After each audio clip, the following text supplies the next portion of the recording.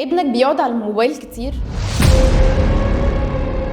تعالى بقى اقولك ابنك بيتعرض لايه. اولا، الموبايل او التابلت للاطفال قبل 5 سنين بيسبب تاخر في نمو العقل. بتبدا التكنولوجيا في جذب الاطفال وبتدخل في مرحله الادمان، طول الوقت قاعد على الموبايل او ماسكه ومش عايز يسيب. العاب كتير وفيديوهات وكمان كرتون بدأوا يجذبوا الأطفال ويعلموهم كمان سلبيات بدون ما الطفل يكون حاسس أو الآباء والأمهات يكون عندهم أي وعي. نصيحتي أنا ليكم، نزلوا ولادكم يلعبوا أي رياضة، اشغلوا وقتهم بأي شكل من الأشكال، خصوصا وقت الأجازة لأن بيبقى عندهم وقت فراغ طويل جدا. خليه يتعرف على ناس جديدة بأعمار مختلفة. الموضوع ده بيبني مخه أسرع وبيطلع الطاقة اللي عنده بأشكال مختلفة. وكمان لازم تقعد تتكلم مع ابنك كتير جدا وتخليه يبعد عن التكنولوجيا شوية. خليه يعرف يتكلم ويتعامل ويحسن لغة الحوار عنده. ما تسيبهوش منطوي قدام الشاشات كده بالساعات. خليه ينزل يلعب مع اصحابه ويحتك بقرايبه ويقابل ناس كتير. حتى وهو قاعد في البيت خليه يشغل وقته ويشغل نفسه،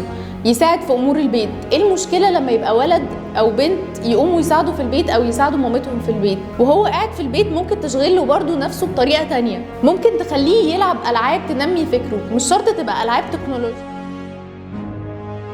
الايكيدو هو لعبة دفاع عن النفس، بتخليك تدخل مع الخصم اللي قدامك تاخد طاقته او تاخد الماسكه اللي هو ماسكها لك او الضربه اللي نازله تتقلب ضده ايا كانت قوتها.